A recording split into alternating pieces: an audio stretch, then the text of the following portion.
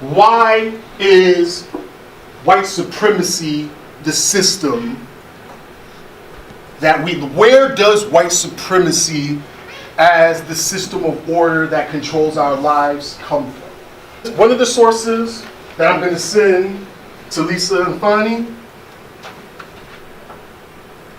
is this book. This is just a couple of chapters from this book that I use in some of my classes that I teach.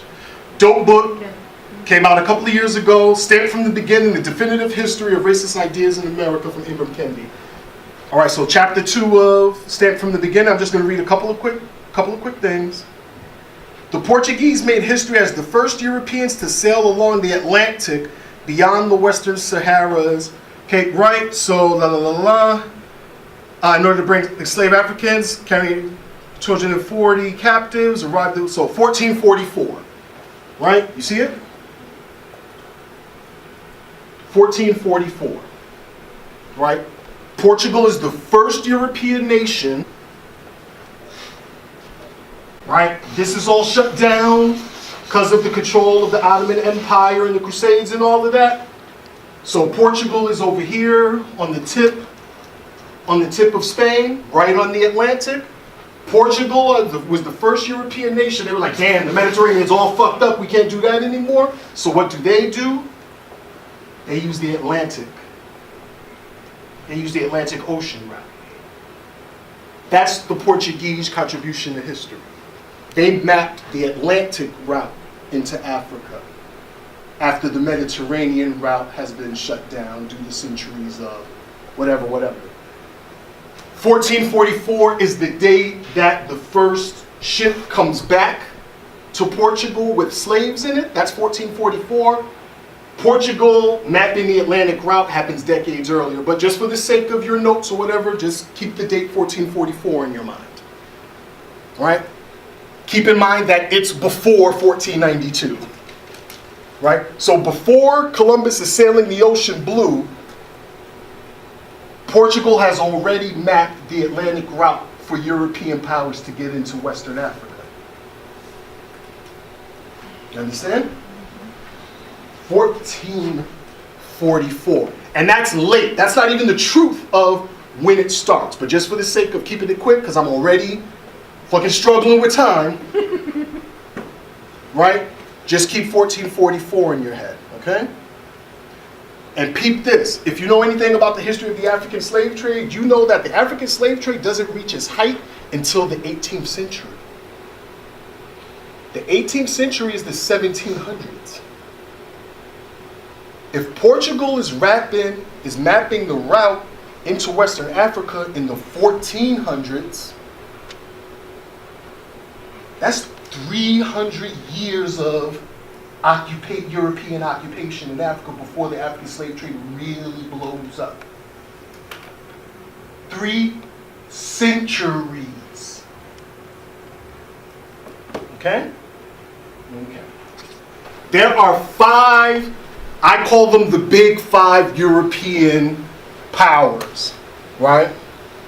That capitalize on this Atlantic route into Africa for the purposes of expanding their empires.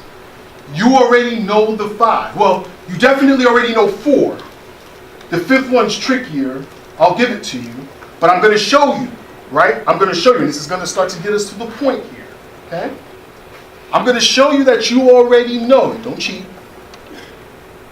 You already know 4 of the 5 big 5 European nations that capitalize on the African slave trade. You already know them. I'm going to prove it to you.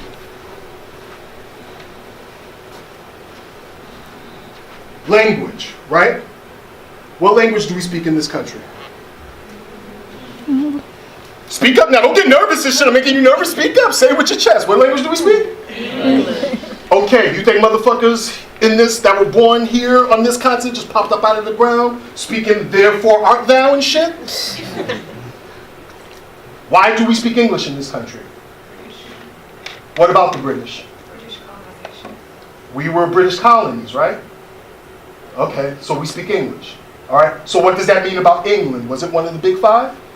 Okay. What language do we speak in Brazil? Portuguese. Why do we speak Portuguese in Brazil? Because those they go back to Portugal. Okay. What language do we speak in Haiti? Why the fuck are we speaking French in Haiti? Because the French stole it from the Spanish. You're gonna stop playing with me. Right? So she already said, what language do we speak in Mexico, Peru, Costa Rica, Argentina, Panama? What language do we speak? Spanish. Okay, so who's the fourth big one? Spanish. Okay, so when you think, just think about language. You don't have to be some expert historian and shit. All you have to do is think about language. If you want to think about, okay, so who are the big European nations that participated in the African slave trade? Right? And you think about language and you'll get four of them right quick. Spain, England, Portugal, France. Right? The fifth one's trickier, but I'm gonna fuck with you like this. I don't know how much history I have in New York, and the fellow New Yorker in the room, you better know the answer to this. I know. What was New York called before it was called New York? It was called New what? New York before it was New York was called New Amsterdam. Where's Amsterdam? The Dutch. That's your fifth. That's your fifth. The Dutch are your fifth. Okay? All right? Dutch masters. Dutch masters. Spain, Portugal, France, England, Netherlands. Right? Okay, so what is this a map of that we're looking at here? This is a visual representation of the African slave trade, right? A very particular one, a British-focused one, because now, as we understand, England is only 1/5 of the European equation of the African slave trade. And that's why I was saying to you, this is very much an African-American, which means US black people focused map of the African diaspora, right? Because African Americans, black people in the United States, we are descendants of British colonialism, right? Which makes us different than black folks in Haiti, Cuba, Panama, and anywhere else in the Spanish-speaking Americas. Those differences are important between descendants of French colonialism versus descendants of Spanish colonialism versus descendants of British colonialism versus descendants of Portuguese colonialism. There are differences. So why is this map so dope? Because it gives you a nice graphic representation of the African slave trade. Is also called the Atlantic slave trade. Why is it also called the Atlantic slave trade? Because it takes place across the Atlantic, right? Triangular trade. And why is it called the triangular trade? Have you ever heard the term the Middle Passage before? The middle of the Atlantic Ocean by African slaves. Boom. Isn't it crazy how all of this shit comes from somewhere? Right? Okay. So, on this half of the map, become defined by where does it come from? Why is white supremacy the system that we all operate under in this half of the world? Why? Because of the history of the African slave trade. And like, how many business people we have in the room? I always ask this question when I'm teaching this lesson. Any business majors in this room? Business folks? Maybe this is economic globalism. Spanish have their own interests. They don't align with the French, the British, the Portuguese. Talking about centuries of coordinating things like trade commissions. You know, I'm talking about systems, structures, governmental design based on shared ideology.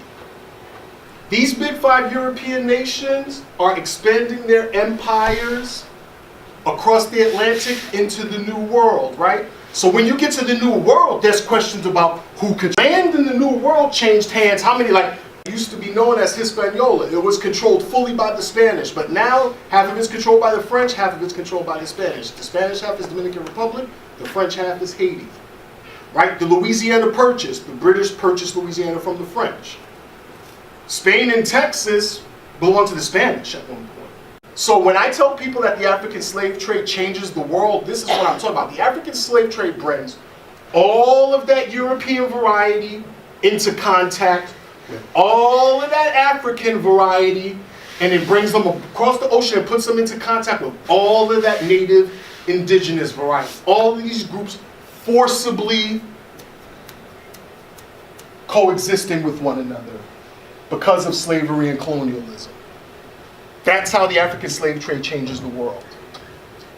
Forces all of these diverse groups to all come together and mingle in this landmass that we call the Americas under a shared ideological umbrella. White supremacy, right? Because why is it white supremacy? This is a dope podcast. Write this down. This is a podcast called Seeing White. It has 13 episodes. If you just Google Seeing White, this will come up. The purpose of this podcast is to go through the history of where whiteness comes from in the United States. It focuses on the United States, but of course, in focusing on the United States, it has to get into some of the global history that I've been talking about today.